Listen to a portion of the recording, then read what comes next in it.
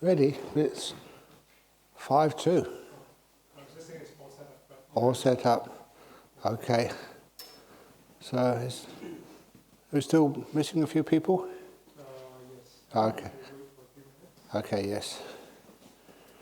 And I hope you all enjoyed the visit to my bedroom.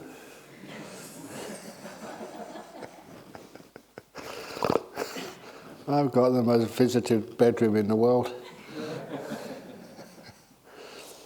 But anyway, that is where I live. It's not just a tourist attraction.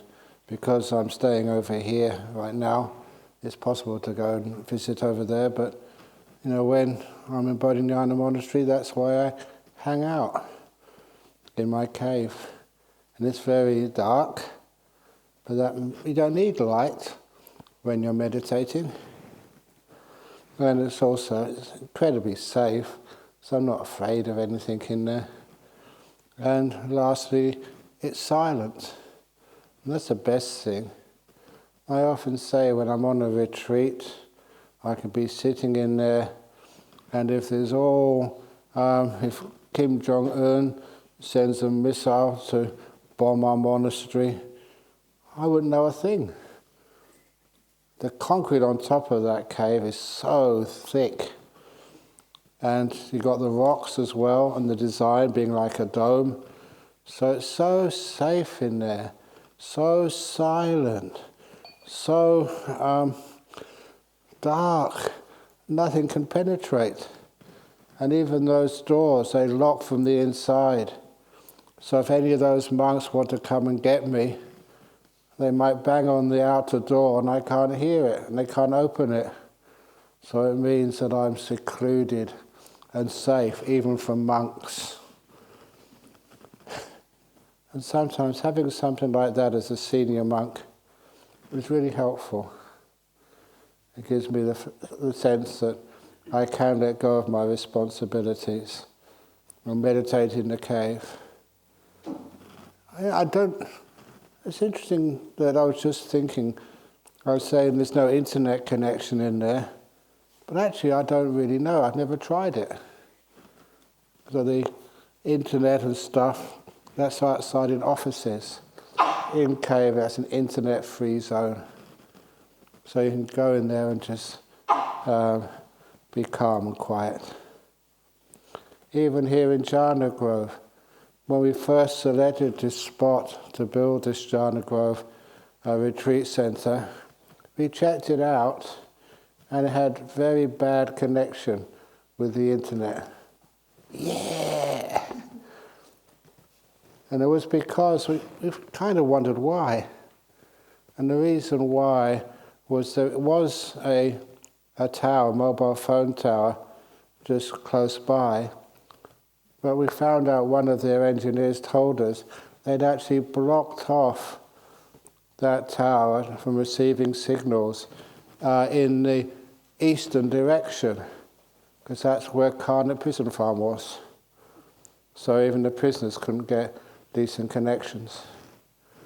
I thought that was quite interesting. But anyway, that if anybody does want, I shouldn't say this, I think I said this already, if you ever do want to get a mobile phone connection or internet connection, there are spots, and I think people who've been here before know where those spots are. They can get a decent connection. So if you see somebody else, they've got their hand phone, they're walking, I'm not saying. They figured out where they can get more bars on their cell phone. Okay. Anyway, that's just ad-libbing until we get to 4 o'clock, which is about now. So here we go with today's Dhamma talk on the suttas. Namo tassa bhagavato arahato samma sambuddhassa. Namo tassa bhagavato arahato samma sambuddhassa. Namo tassa bhagavato arahato samma sambuddhassa. So today, I'm going to be reading out one of my favorite suttas. Again, there's many favorite suttas, but this particular one is called the Exposition on Non-Conflict. It's not just about how to avoid conflict, it's also about one of the important things is how to understand what pleasure is. And I've been mentioning this a few times about when you have the five sense pleasures, they are to be wary of. But when it comes to the mental pleasures, they are to be not be afraid of them. So anyway, it'll all come clear in a moment. But first of all, we have the introduction, almost like a brief summary of what the sutta is going to be about. Thus have I heard. On one occasion, the Buddha was living at Savatthi in Jeta's Grove, Anathapindika's park. There the Buddha addressed the Sangha thus. Bhikkhus, Venerable Sir, they replied, and the Buddha said this, I shall teach you an exposition of non-conflict. Listen and attend closely to what I shall say. Yes, Venerable Sir, they replied. And the Buddha said this, one should not pursue sensual pleasure, which is low, vulgar, coarse, ignoble, and unbeneficial, and which should not pursue asceticism, which is painful, ignoble, and unbeneficial. The middle way discovered by the Buddha avoids both extremes. Giving vision, knowledge, it leads to peace, to direct knowledge, to enlightenment, to nibbana. And that's the first thing he's going to be talking about. But before I go further, when it says sensual pleasure, as I mentioned this morning, that's karma, sukha, adhikana yoga. And the karma sukha there, the pleasure of the five senses, that's what that word means, karma sukha. And which is low. You know what the word is for low in Pali? Hina. So when we have the word actually hina yana, the low vehicle, that is actually quite derogatory and offensive. And I remember somebody showing me a new edition of the Oxford English Dictionary. And it said in there that Hinayana was like Theravada Buddhism. And then I actually wrote to the editor of the Oxford English Dictionary, and I said, look, this is actually offensive to Buddhists, Theravada Buddhists. It's not like a small vehicle. That's actually not the real meaning of the word. Even though that sometimes we have fun with that small vehicle. I remember many years ago in Singapore that there was some big Buddhist function, and at that time the Prime Minister was Prime Minister Go, and his wife, I forget what her name was. But anyway, they were sort of mentioning that why can't we have some of these ceremonies and talks in English? And I forget who it was, but one of the presidents of the BF said, well, we can arrange that. You know, we often have English language teachings. So the next time I got to Singapore, that we have the president's wife came along to a ceremony. And it was in Port Si Monastery. And there, when I gave a little talk, I was saying that, you know, the Hinayana is very helpful over in Singapore because small vehicles find it much easier to get parking. And I think that may have been one of the first times actually she heard sort of, you know, the laughter, the making jokes in Buddhism. Because I also recall going to Hong Kong, the first time I went to Hong Kong, in a monastery there, And you know what I'm like. You know, if you can explain something in an amusing way, I will do that. And so after the retreat was over, there was this really nice Mahayana nun. You know, she's quite elderly, and she came to say thank you at the end of my retreat. And a special thank you. And I said, why? And he said, because I was watching you during this retreat, and you tell funny stories and make people laugh, and I could laugh as well. He said, before you came to this monastery, I was not allowed to laugh. I think that was inappropriate for a Buddhist nun to do. And so thank you. Now, after you came, I can laugh. And if they say, why are you laughing? I tell them, go and see Ajahn Brahm, he'll explain it. So it was a wonderful thing to do, to be able to give that happiness. So, anyway, the word hina means a low vehicle. And when I mentioned that to the editor of the Oxford English Dictionary, I gave all the supporting evidence, you know, from photocopying in those days, from all of the Buddhist dictionaries we had, even from the Sanskrit dictionary. It's actually a term of offense. It's not just low, it means hopeless, terrible, disgusting, not just small. And it was also at that time, I think Professor Warder was at Oxford. Was it Warder? Or Gombrich. Richard Gombrich was there. And so with his permission, I gave the editor the contact details of Richard Gombrich, and so they could change that in the Oxford English Dictionary. That was such hard work. But anyway, it was done. So, hina, vulgar, gamma, coarse. When it says coarse here, potujanico, it is, this is the word they always use for those who haven't been enlightened yet in Pali. It literally means of the ordinary folk, ignoble, anarya, and unbeneficial. And so one should not pursue these things.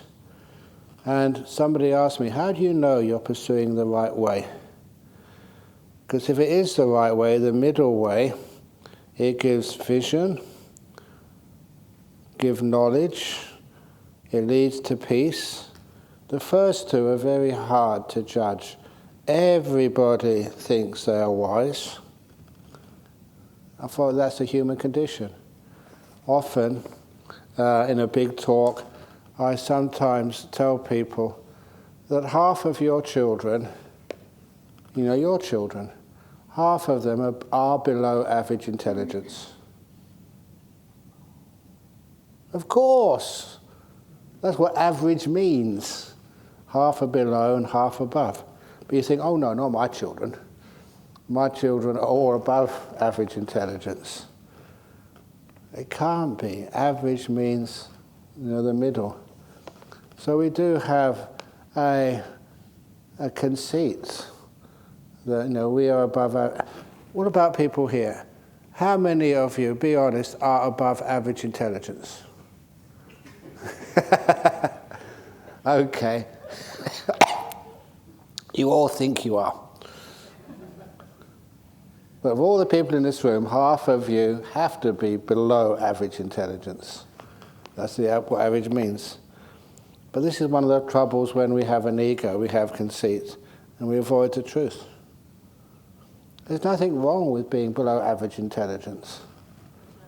We can all be average together. Average.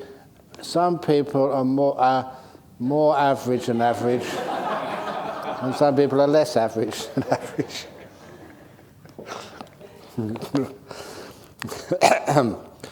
So anyway, those vision and knowledge, that is not as important as it leads to peace.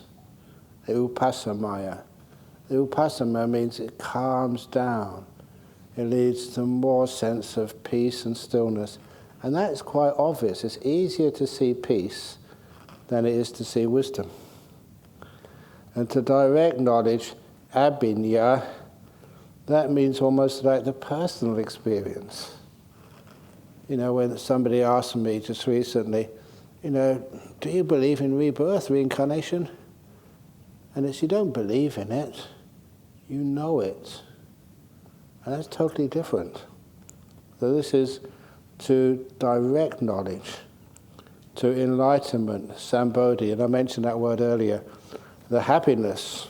So Ajahn, the first knowledge, just giving knowledge, is not direct knowledge. Yeah, giving wisdom, yeah. Even two, one jnana and one abhinya. Yeah, you see they're connected. Abhinya is a shortened form of jnana, so it's abhi, his mind really deep, direct. So the first one is not deep knowledge, but It's just knowledge, yeah. And to direct deep knowledge, yeah. That's the second one. To enlightenment and to nibbana. So that's actually how you know that your practice is going in the right direction. Is it leading to peace? To a sense of freedom?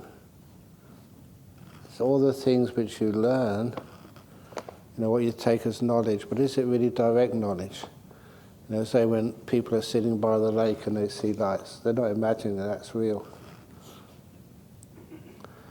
And next one. One should know what it is to extol and what it is to disparage. Actually, to praise and blame. I should have changed those words some time ago. What it is to praise and what it is to criticize. And knowing both, one should neither, extol, one should neither praise nor disparage, but should teach only the Dhamma. These are only like the headings, like the index of what's going to come. Number 3 is one should know how to define pleasure. And knowing that, the translation here is one should pursue pleasure within oneself. That's what the Buddha's telling you. What the heck does that mean? Is this Buddhism just for hedonists who want a happy time? We'll find out in a moment. One should not utter covert speech, like hidden speech, and one should not utter overt sharp speech, which is, you know, right in front of the person's face. Now this is one thing which I must always remember. One should speak unhurriedly, not hurriedly. Because sometimes people say they can't even understand what I said because I was speaking too fast and their English was not that good. What did I say, Ajahn Brahm? So speak unhurriedly. And the last one should not insist on local language, and one should not override normal usage. This is a summary of the exposition of non-conflict. And now the Buddha goes into more detail what these things are. 1, one should not pursue sensual pleasure which is low, vulgar, coarse, ignoble and unbeneficial. And one should not pursue asceticism, which is painful, ignoble and unbeneficial. So it was said. And with reference to what was this said? Where's it gone? The pursuit of pleasure that is linked to sensual desires, the 5 sense desires, is a state beset by suffering, vexation, despair, and fever. It is the wrong way. Disengagement from the pursuit of the sensory pleasure that is linked to sensual desire, 5 senses, is a state without suffering, vexation, despair, and fever. It is the right way. The pursuit of asceticism is a state beset by suffering, vexation, despair, and fever. It is the wrong way. Disengagement from the pursuit of asceticism is a state without suffering, vexation, despair, and fever. It's the right way. So it was reference to this that it was said one should not pursue the pleasure of the five senses, which is low, vulgar, coarse, ignoble, and unbeneficial, and we should not pursue asceticism, which is painful, ignoble, and unbeneficial. Remember when reading these things, that sometimes you check. When you read it in Pali, you check on some of these words, and I already mentioned the low and the vulgar. Actually, no, it's not. So it's not in here yet. So, so this comes in this third section, where one of the words they use to define the pleasure from the five senses is, they call it milha sukha. I hadn't seen the word milha before, and when I actually looked at it, actually they have it here. It's on the section 3. I'll leave it till then if I may, so I'll just avoid that, because I looked up the meaning in the Pali dictionary. It's not a common word, this milha. I translated it here as filthy pleasure. But it was specifically used in the Pali of that day to refer to urine. What comes out of the watery stuff which you excrete. And literally, it was a very coarse word. And so and it wasn't used like the real polite word for urine. So to translate it as it was written, you would say that those five sense pleasures are pissy pleasures. That's a coarse word, but that gives it the meaning that was intended in the suttas. Anyway, so I've jumped ahead of myself. So as reference to this, it was said one should not pursue sensual pleasure, which is low, vulgar, coarse, ignoble, and unbeneficial. One should not pursue asceticism, which is painful, ignoble, and unbeneficial. The middle way discovered by the Buddha avoids both extremes, giving vision, knowledge, leads to peace, to direct knowledge, to enlightenment, to nibbana. So it was said, and with reference to what was this said, it is just this noble eightfold path, that is, the right view, right motivation, right speech, right action, right livelihood, right restraint. I actually put that in there this time instead of right effort. Right mindfulness, and of course, what's the eighth factor of the Eightfold Path? I was hoping one of you would say right concentration, and I say no. That is actually not what that word means. It is right stillness. And there was a Chinese scholar who would come here many years ago for the Rains retreats, and she was a professor at Stanford in Chinese and the Chinese language, and she would come over here for a couple of months every Rains retreat. And when I asked her about that, I said, in the Chinese canon, Samma Samadhi, now how is that translated? And actually she said, well, it's obvious, it's right stillness. So not right concentration, no. They never use it in that way. It's always right stillness, calm. And I keep emphasizing that point because if you think that the eighth factor of the Eightfold Path refers to concentration, it refers to something which you have to struggle to do. It takes effort to concentrate. And you can't maintain it very long without getting worn out, tired. Which is one of the reasons why when you understand that it doesn't mean concentration. Samadhi means stillness, states of deep stillness.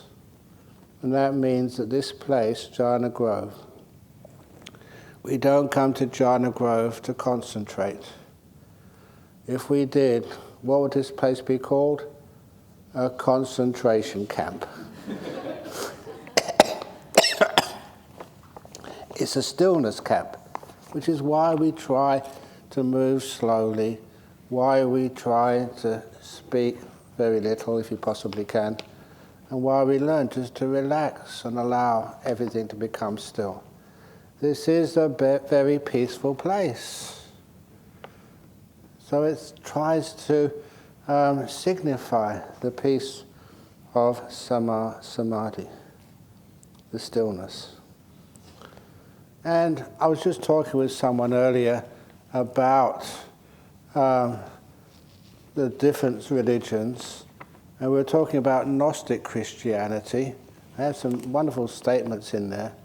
But even in the Christian Bible, there is one statement in the Psalms which says, "Be still and know that thou art God."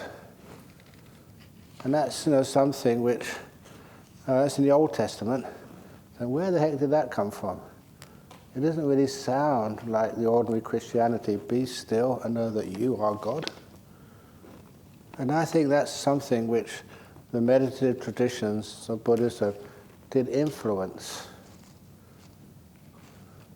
Not to actually be faithful, not to keep your precepts, but to learn how to be still.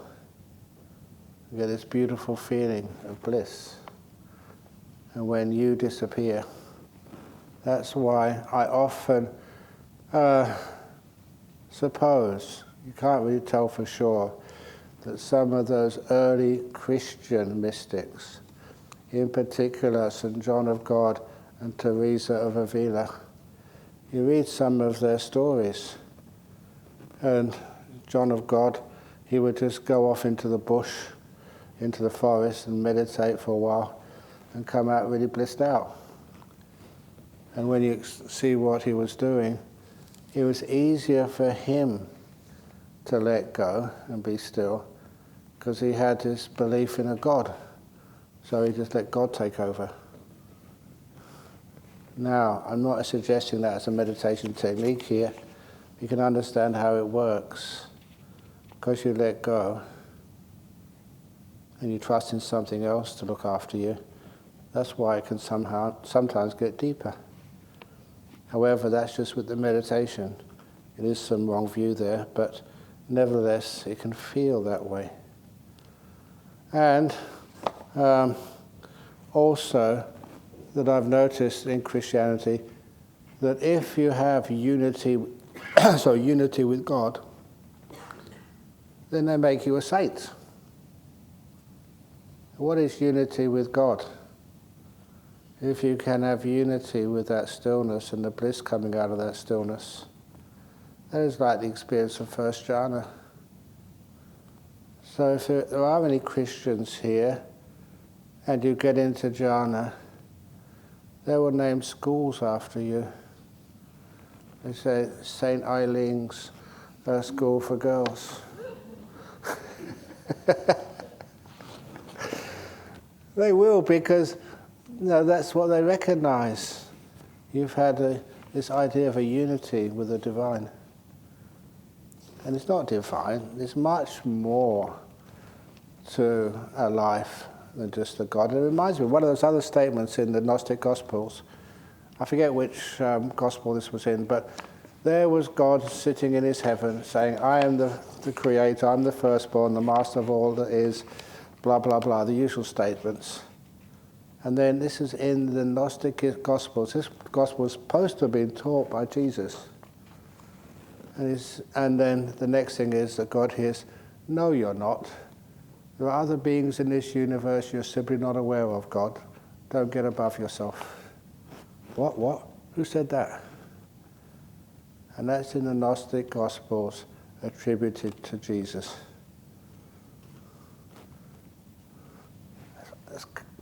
To me, because it's a bit rebellious, I think that's quite cool. But anyway, I don't want to upset anyone and start a war. So please don't tell this to your Christian friends too much. Anyway, that's like that story of in the Grand Mosque in Mecca. On one of the ceilings there's paintings of the Buddha. Weird. Anyway, where was I? Let's get back to the sutta. So that's actually the middle way, the Eightfold Path, which avoids both extremes and leads to all these wonderful things. Any questions about that before I carry on? Okay, here we go. Number 2. One should know what it is to extol, to praise, and what it is to disparage. And knowing both, one should neither extol nor disparage, but should teach only the Dhamma. So it was said. And with reference to what was this said? I would actually explain in brief what the Buddha is saying here. And what he's saying is, if you're going to praise somebody, that it becomes like a personal thing which they can get proud of. If you disparage somebody, it's something which they can get very upset about. So you never actually mention the name of a person. You just say, nodding is not good for your meditation. You don't say that this person is a notorious nodder. You just say that generosity is an amazing thing to keep people going. You don't say, this person today gave so much and put their name on the wall. I always say when people like to be acknowledged for their donations, I call that not really a donation, but buying advertising rights for their ego. And sometimes they put that on the wall. This wall was, or this building was donated by Eileen. She didn't, but just, what would that do? That's really not fair. So you can look all around Jhana Grove. Can you find any lists of people who made this place possible? Of course we never do that in good Buddhism.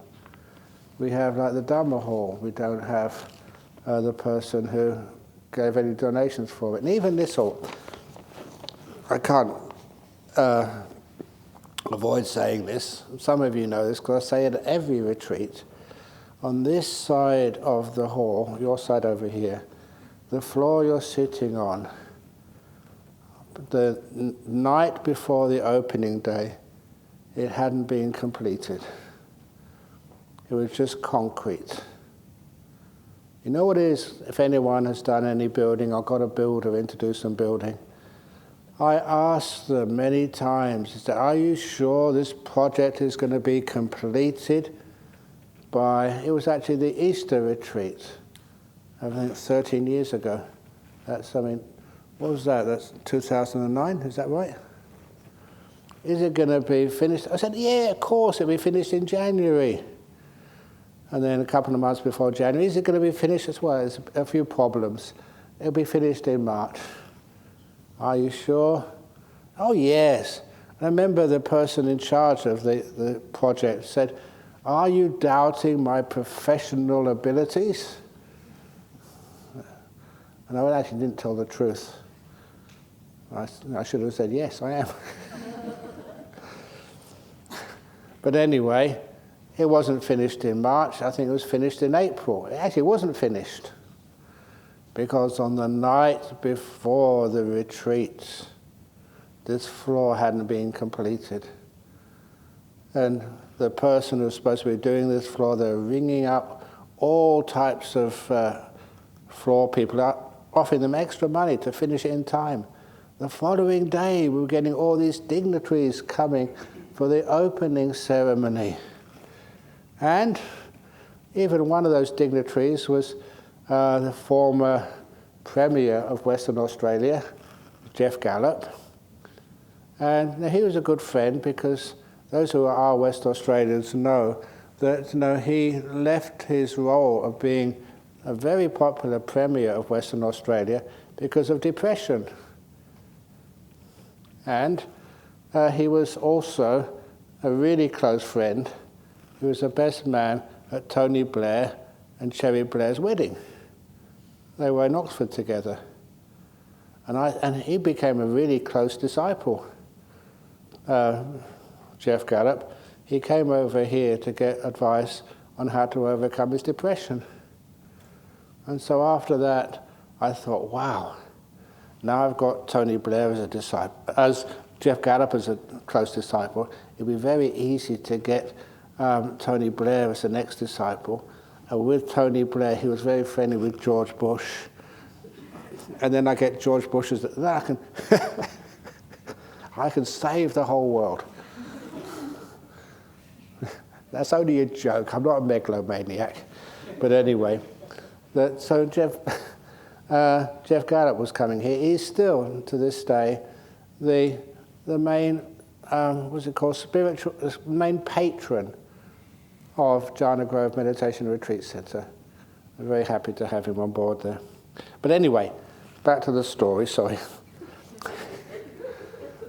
of this part of the floor. 5 or 6 o'clock, the following day was Good Friday, as they say, the Easter holidays. That's when we were opening this place, and Saturday the retreat was starting. And there was no floor there. What do we do?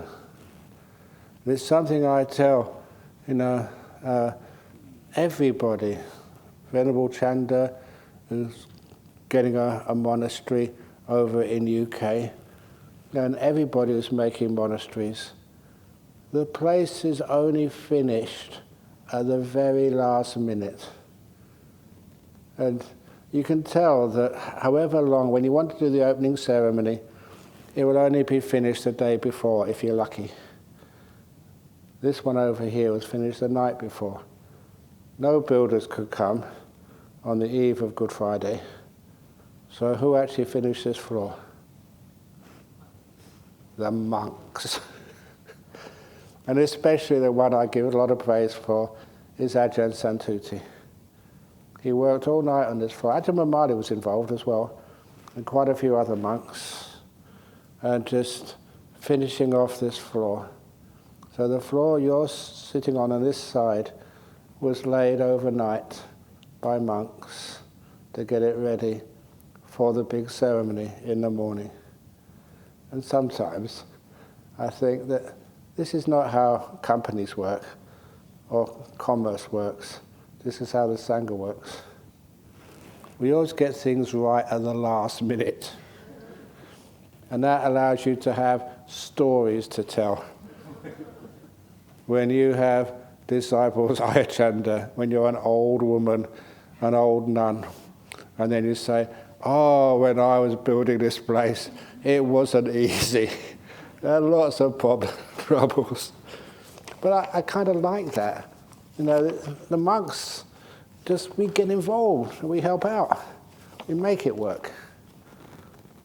So it's not just we sit here and teach and eat. Yeah? A few minutes ago you said not to praise, and you just praised one of the monks. No, yeah, okay, but the praising, I haven't finished this section yet.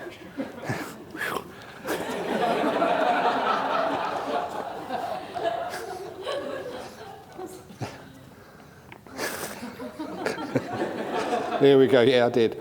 Okay, so let's go back to the text. So, comes extolling, disparaging, and failure to teach only the Dhamma. When one says, all those engaged in the pursuit of sensual pleasure are beset by suffering, vexation, despair, and fever, they have entered upon the wrong way, one disparages some. When one says, I'm going to actually change this to, when one says all those who finish the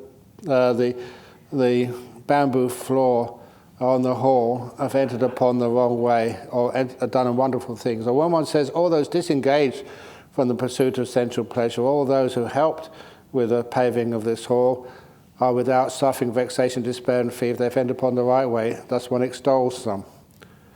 So the right way of actually saying it is all those monks, you don't put the names to them, who actually laid this floor, did a wonderful job. So you shouldn't really say the names. I'll give you that, but I think that's a wonderful thing he did. And more importantly, not just praise, but blame. So we don't say all those contractors who should have finished in time are terrible people. One just said, not finishing in time and not keeping your promise is a terrible thing. That's teaching the Dhamma without actually disparaging anybody. So you just point out the wrong actions or the wrong speech or the wrong thought. You don't attribute it to a person. And that's the best way. Have I got out of that? So, When one says all those engaged in the pursuit of asceticism are beset by suffering, vexation, despair and fever, entered upon the wrong way, one disparages some. When one says all those disengaged from the pursuit of asceticism are without suffering, vexation, despair and fever, they've entered upon the right way, one thus extols some. So this is actually mentioning people rather than just teaching the Dhamma. Just say all those monks who speak very fast, like I did just a few moments ago, have entered upon the wrong way. You never actually attribute it to anybody. You just talk about the offence. You don't give it a name or put it to a person. When all those who have not abandoned the fetter of being are beset by suffering, vexation, despair and fever, they've entered upon the wrong way, one disparages some. When one says all those who have abandoned the fetter of being are without suffering, vexation, despair and fever, and have entered upon the right way, one extols some. This is how there comes to be extolling and disparaging and failure to teach only the Dhamma. And how does there come to be neither extolling nor disparaging, but teaching only the Dhamma? When one does not say all those engaged in this or that have entered upon the wrong way, but it says instead, the pursuit of sensual pleasure is a state beset by suffering, vexation, despair and fever, it's the wrong way, then one teaches only the Dhamma. When one does not say all those disengaged from the pursuit of sensual pleasure have entered upon the right way, but says instead, the disengagement of such pursuit is a state without suffering, vexation, despair and fever, it's the right way, then one teaches only the Dhamma. So I'm just going to go through this quickly, not because I'm trying to avoid something, but this is where whenever one is talking about wrong behavior or right behavior, it's nice not to actually mention that, Kim Jong-un threatening to unleash nuclear weapons or missiles, that's a bad thing to do. That's a bad person. You just say, creating conflict in this world or creating war is a bad thing to do. You don't assign it to a person. You just mention the bad things which happen in this world. And that's a bad thing to do. And you say peacemaking, trying to find a way of bringing opposites together and so they can live in peace and harmony, is a good thing to do, rather than saying that this year's Nobel Peace Prize goes to this person or that person. That creates a conflict. It's an interesting thing what the Buddha said.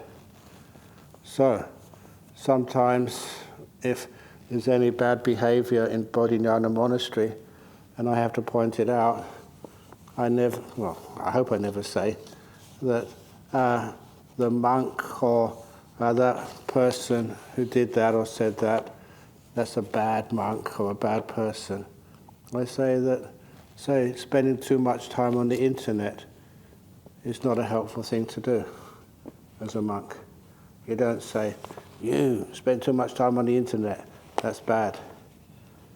You make the Dhamma very clear, but you're not actually causing sort of embarrassment and the seeds of conflict in the community.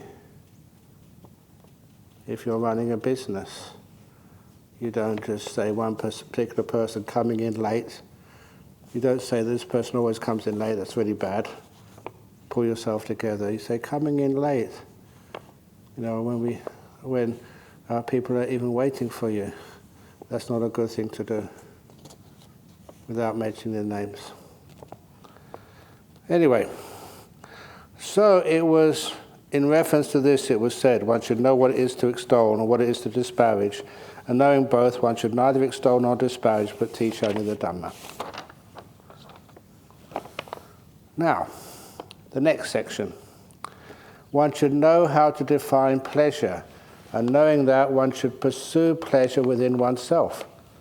So it was said, and with reference to what was this said? There are these 5 senses. What 5? Forms cognizable by the eye, sounds cognizable by the ear, odors are cognizable by the nose, flavors cognizable by the tongue, tangibles cognizable by the body, that are wished for, desired, agreeable, and likable, connected with sensual desire and provocative of lust. These are the five senses. Now the pleasure and joy that arise dependent on these five senses are called sensual pleasure. A filthy pleasure, that's one connected to urine, bad word.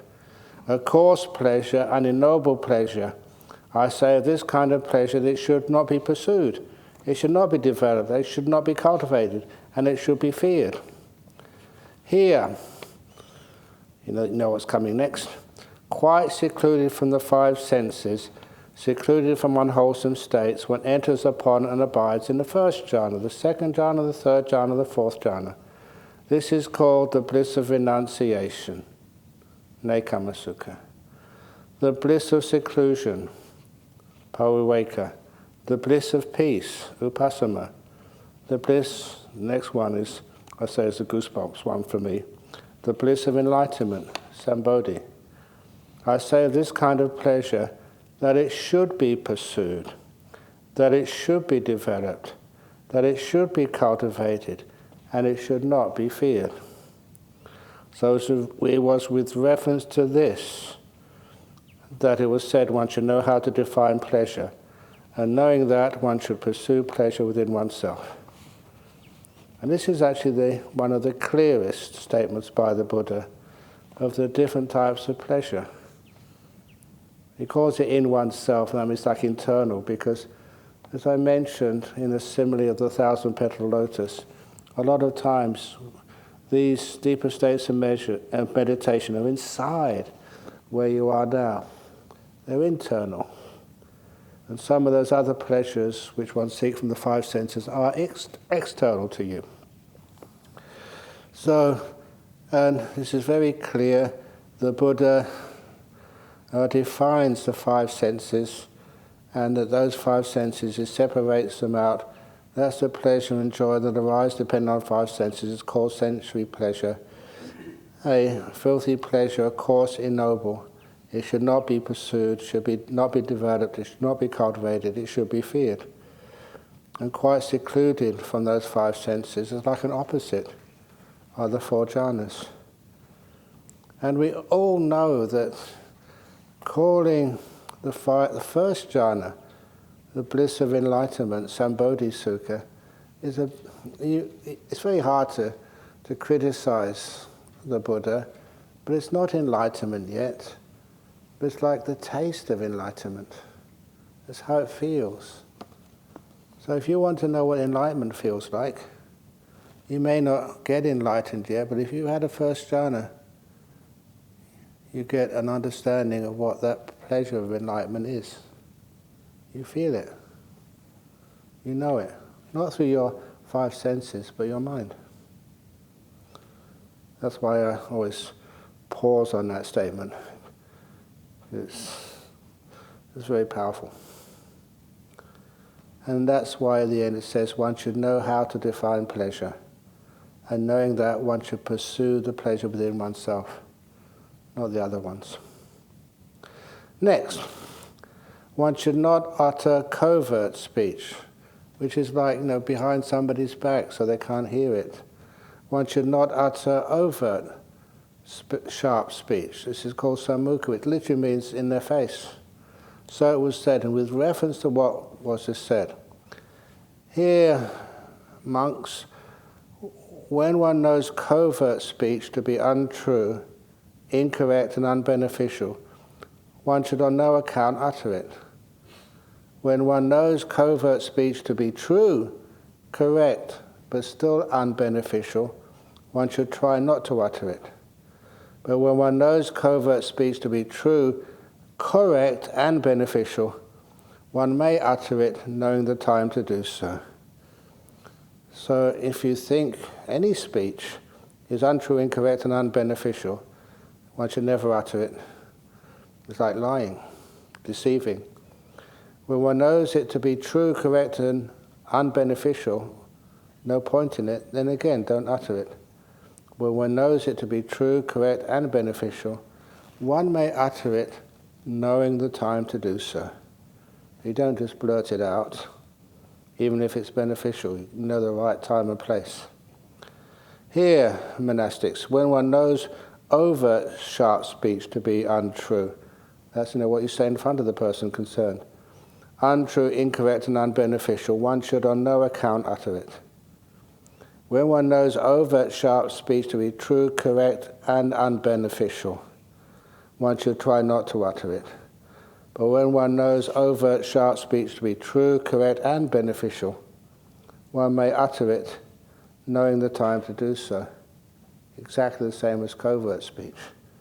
Behind the back or in front of a person, that you can utter that speech only if it's correct, true, and beneficial, but know the right time to do it.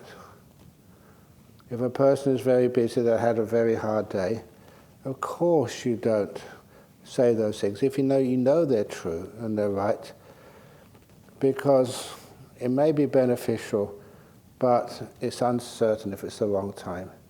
Sometimes they will walk away, they're not in the right mood to hear it.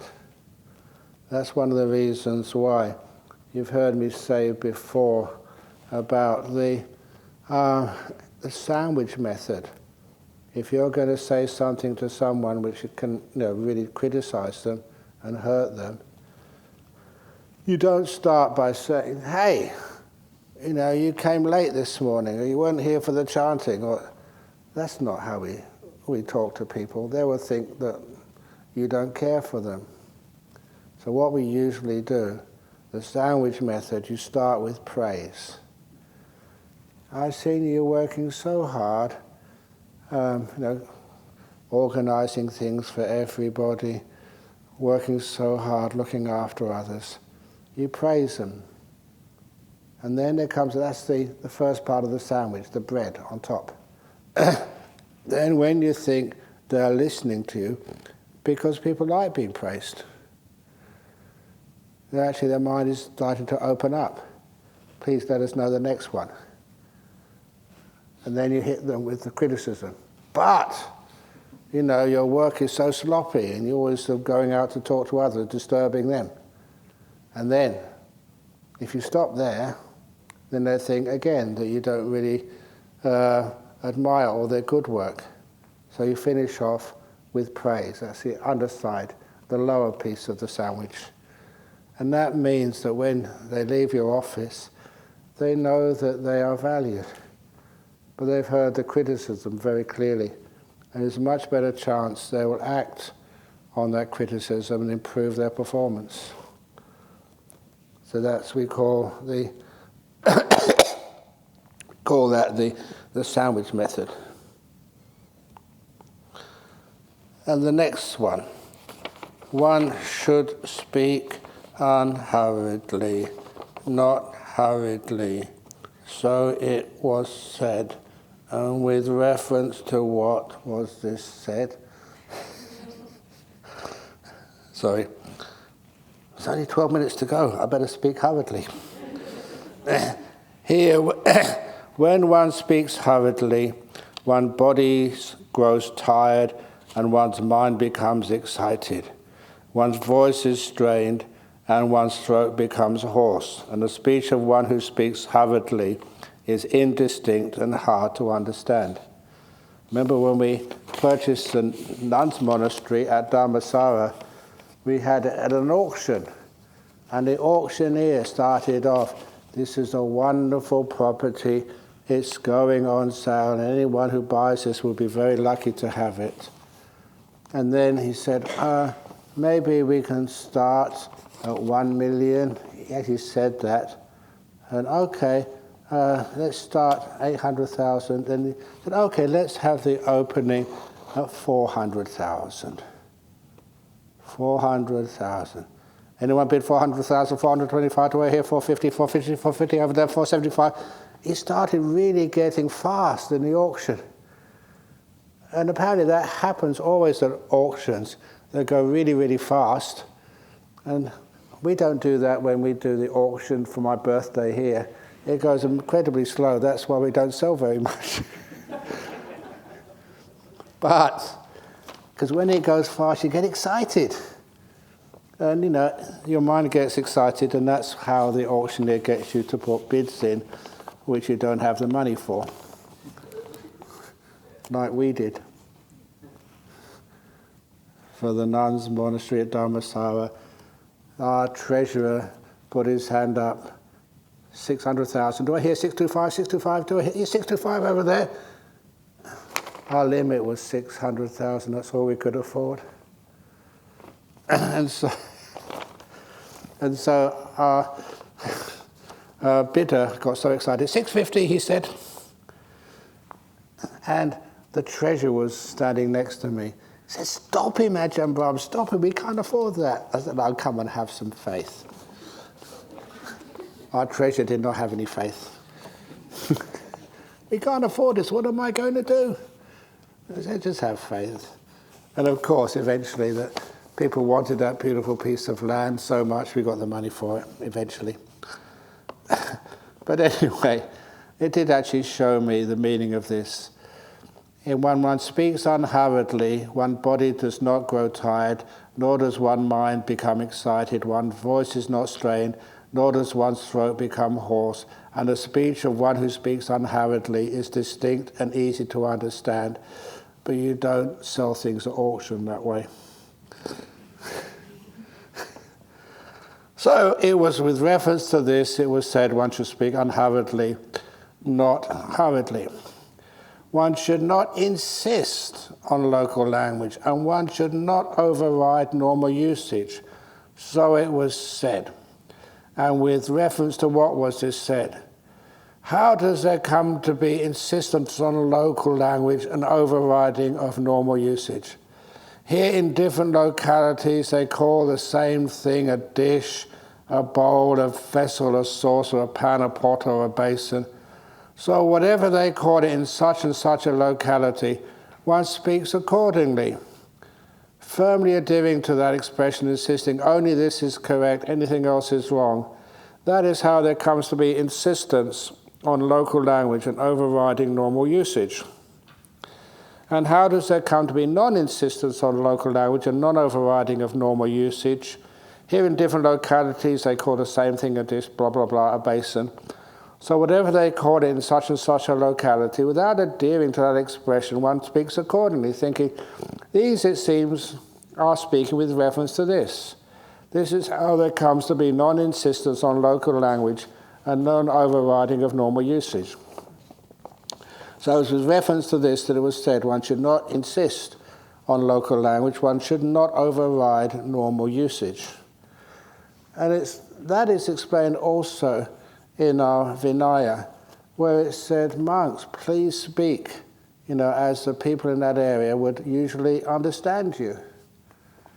And that is sometimes why here in Australia we have one way of speaking, and in Singapore it's actually more restrained.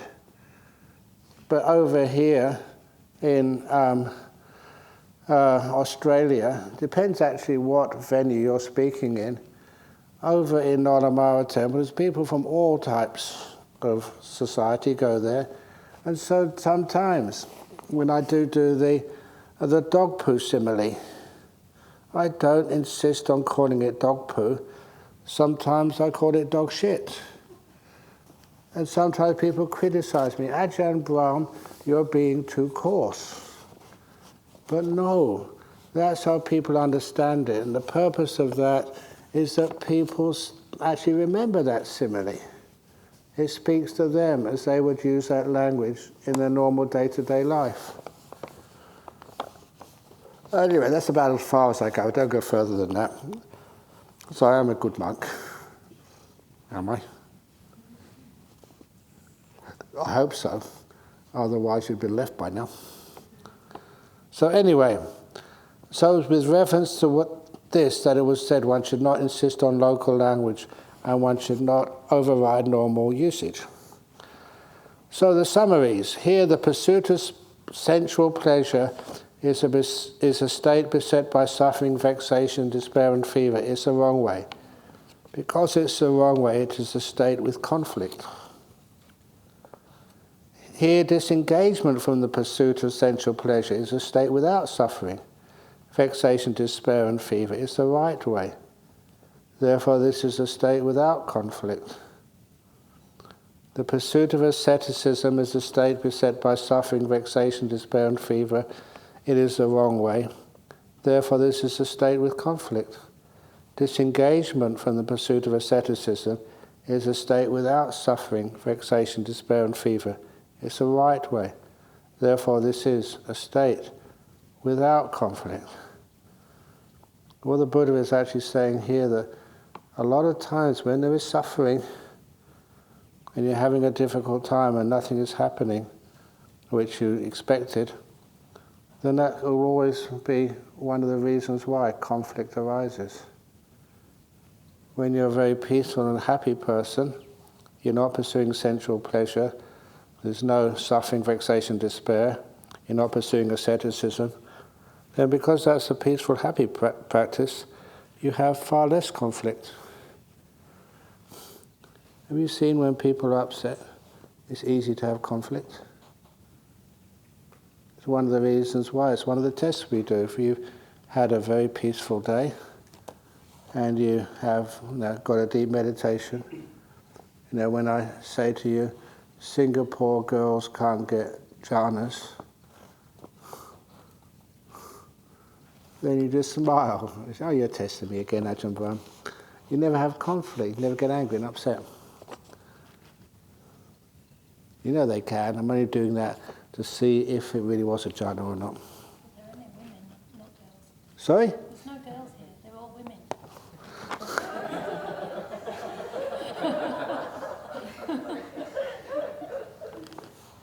Is that a cause of conflict? Very good, okay, fair enough. And anyway, they're not really Singapore girls or women. You're part of the human family. You're born in Singapore and you've lived in Singapore, but does that make you a Singapore girl? Or Singapore woman? Or, I don't know, I bet I'm not going to stop. I've only got 3 minutes to go. Here the middle way discovered by the Buddha avoids both these extremes, giving vision, knowledge leads to peace, direct knowledge to enlightenment and nibbana. It is a state without suffering, and it's the right way. Therefore, this is a state without conflict.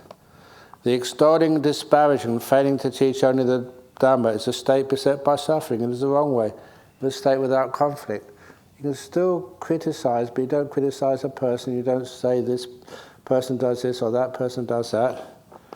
You just say doing bad things is the wrong way. That's a state without conflict. It's teaching the Dhamma. You must say, all those people who go to the pub and drink alcohol, they're bad people. No, say drinking alcohol is a state beset by suffering. That's teaching Dhamma, not extolling, disparaging people. We go. Sensual pleasure is a state beset by suffering. It is the wrong way. Therefore, this is a state with conflict. Is it?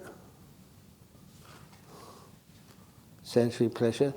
Sometimes I tell people this and they get sort of concerned. Come on. I'll go back to this and I'll give examples. The bliss of renunciation, the bliss of seclusion, the bliss of peace, the bliss of enlightenment, the 4 jhanas, is a state without suffering. It is the right way. Therefore, it's a state without conflict. It pacifies things. Covert speech is untrue, incorrect, and unbeneficial. Covert speech that is true, correct, but unbeneficial. Covert speech that is true, these are states with conflict.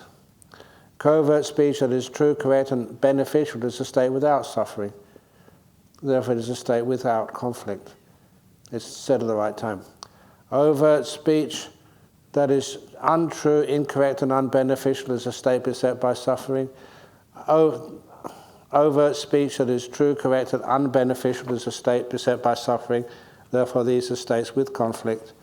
Overt speech that is true, correct, and beneficial is a state without suffering. Therefore, it's a state without conflict. Speech of one who speaks hurriedly is a state beset by suffering, vexation, despair, and fever. It's the wrong way. It becomes a state with conflict.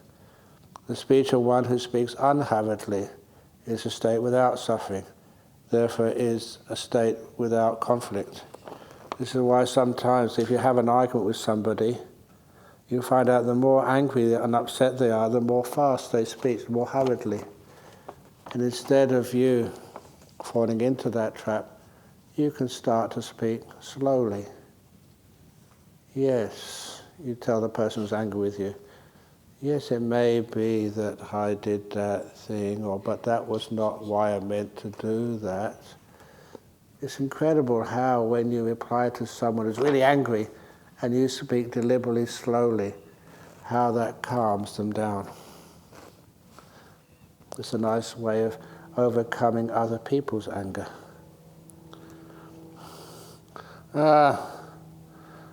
Insisting on local language and overriding normal usage is a state beset by suffering. It causes conflict. Sometimes people don't understand what you mean because you're speaking in Singlish and somebody else is speaking in Serbian or Serbian English and somebody else is speaking in Aussie English, all saying the same thing but not understanding each other. So non-insistence on local language and non-overriding of normal usage is a state without suffering, vexation, despair, and fever. It is the right way. Therefore, this is a state without conflict. Therefore, you should train yourself. Thus, we shall know the state with conflict, and we shall know the states without conflict. And knowing these, we shall enter upon the way without conflict.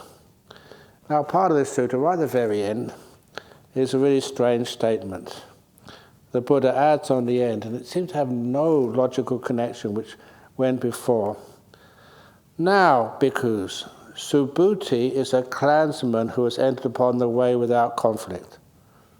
That is what the Blessed One said. The bhikkhus were satisfied and delighted at the Blessed One's words.